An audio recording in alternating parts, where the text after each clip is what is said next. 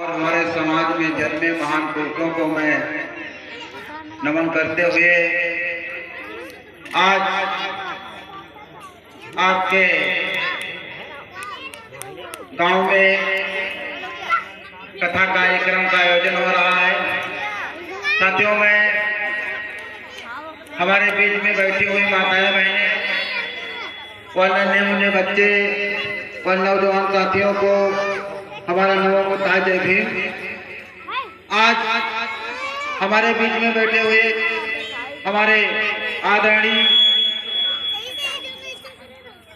दिलीप राव अम्बेडकर जी, जिन्होंने आज आपके क्षेत्र में 7 दिवसीय कार्यक्रम में ये आप लोगों को इतनी बाबा साहब, भगवान बुद्ध, वहाँ महान पुरुषों के बारे में इतनी अच्छी झांकियाँ व जीवन परिचय बताएंगे। साथियों, मैं इनको धन्यवाद देता हूँ।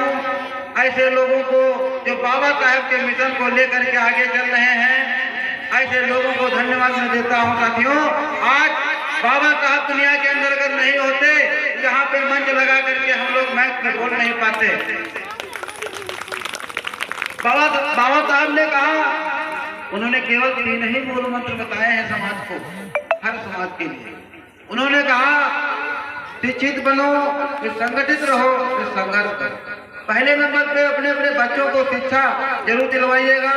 फिर बाबा साहब ने कहा है संगठन। कुछ लोग कहते हैं हम पढ़े लिखे नहीं हैं, तभी बाबा साहब ने कहा अगर आप पढ़े लिखे नहीं तो संगठन तो बना ही सकते हो।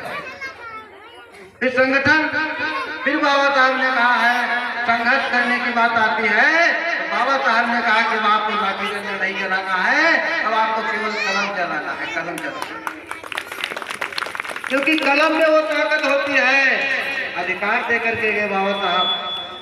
ऐसे लोगों की आवश्यकता है।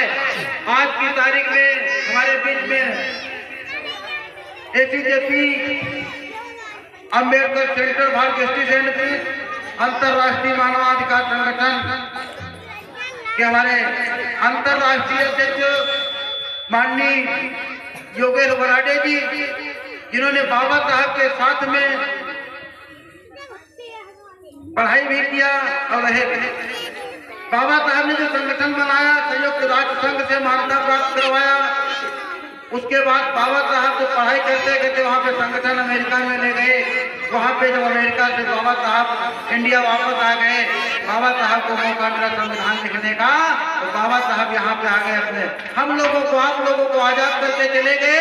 अगर ये अंतरराष्ट्रीय संगठन में से छूट गया तो हमारे अंतरराष्ट्रीय अध्यक्ष माननीय योगेश बराडे जी ने कहा कि संगठन को हम गाँव जाएंगे, ब्लॉकों में जाएंगे, तहसीलों में जाएंगे, जिले पे जाएंगे, प्रदेशों में जाएंगे, पूरे भारत के अंदर जाएंगे, पूरे विश्व के अंदर जाएंगे। साथियों, सबको अधिकार दिला करके सबको अधिकार मिलेगा। क्योंकि आज राजनीतिक संगठन है तो पार्टी नहीं है। अभी हमारे बीच में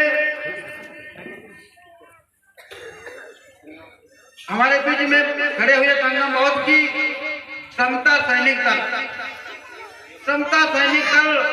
बाबा साहब ने स्वयं कहा था कि हमारे लोगों की रक्षा कौन करेगा, उसकी फोर्स बनाया था। साथियों, भी हमारे बीच में संगम जी ने कहा कि हर घर से एक हमारा जवान होना चाहिए, हर जवान होना चाहिए, क्योंकि हमको जरूरत है अपनी सुरक्षा करने के लिए। साथियों, मैं उनको धन्यवाद देता हूँ, हमारे प्रदेश अध्यक्ष बहुत जी को, जिन्होंने आज यहाँ पे ये समता सैनिक दल खड़ा किया और हमारे बीच में, क्योंकि बाबा साहब ने संगठन तो बनाए और संगठन के माध्यम से अपने अधिकार लिए जा सकते हैं। ऐसे लोगों की जरूरत है कि हमारे गांव में माताओं बहनों के ऊपर अन्याय अत्याचार होता है, हमारी बात कहीं नहीं सुनी जाती है। अभी हम लोगों ने गए थे वहाँ पे सीतापुर में, दूसरे प्रदेश में कांड हुआ, मध्य प्रदेश में। साथियों, सुनने वाली बात यह है, एक लड़का नवोदय छात्र में का एक लड़का था, वहाँ पे विद्यालय में रह करके पढ़ाई कर रहा था। साथियों, अब उसके ऊपर अन्याय अत्याचार हुआ, जात गालियां दी गई, वो बच्चा सहन नहीं कर पाया।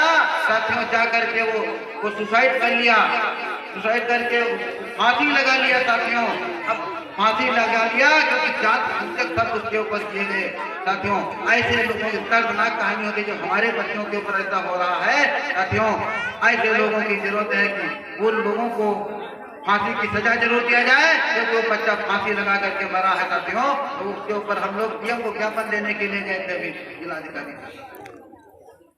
साथियों, समय भी कम है और हमारे बीच में बहुत वक्तागण यहाँ पे हमारे माननीय दिलीप राव अम्बेडकर जी, इन्होंने भी हमारे एग्जीक्यूटिव संगठन कार्यालय पे गए थे, अभी वहाँ पे कार्यक्रम भी हुआ था। मैं धन्यवाद देता हूँ भाई कमेटी के लोगों को, और हम लोग भाई समय जरूर देते रहेंगे इस बीच में। और अभी हमारे बीच में और वक्तागण है साथियों, क्योंकि समय कम है, मैं अपनी बात यहीं पे खत्म करता हूँ। नमो बुद्धाय, जय भीम, जय भारत, जय मूल्यवाद। मैं चाहूंगा मंडल अध्यक्ष दीपलता भारती जी भी